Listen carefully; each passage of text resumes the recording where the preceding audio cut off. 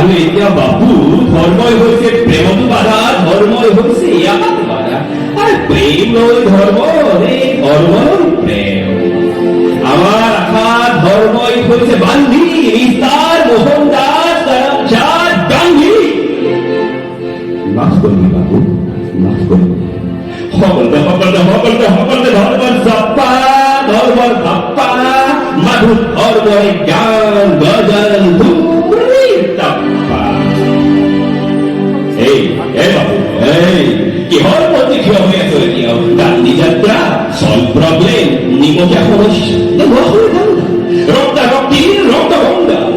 সাৱধানে সাৱধানে বাহৰ শিশু পাৰ কৰিছ সেই সময়ত যমুনা পাৰত সন্ধিয়া পৰত ক্ৰমত অন্ধকাৰ হৈ অহা এতিয়া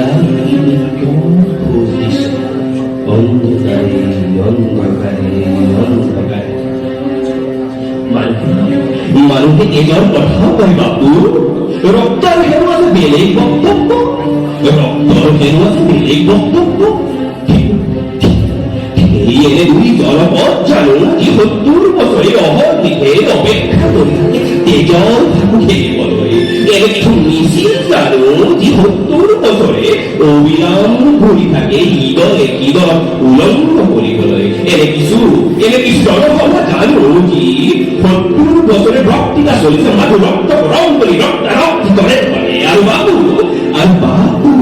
এনে কিছু হাসপাতাল জানো য'ত এশটা বাচ্চাই ফুলে মোক এই বছর দুজন কোন জাতৰ কোন ধৰ্মৰ চিনাকি নিদি গুচি গল কিয়? মুখ ফুটাই ক বাবু, মুখ ফুটাই ক। সেই ধৰ্মৰ গৰ্বত ভ্ৰূণ এটা যি ধৰ্মই পালন কৰে, সেই ধৰ্মৰ গৰ্বত ভ্ৰূণ এটা যি ধৰ্মই স্থাপন কৰে, সেই ধৰ্মৰ গৰ্বত ভ্ৰূণ এটা যি ধৰ্মই হাৰে আছে। আৰু তেজৰ হেনো থাকে বেলেগ বক্তব্য।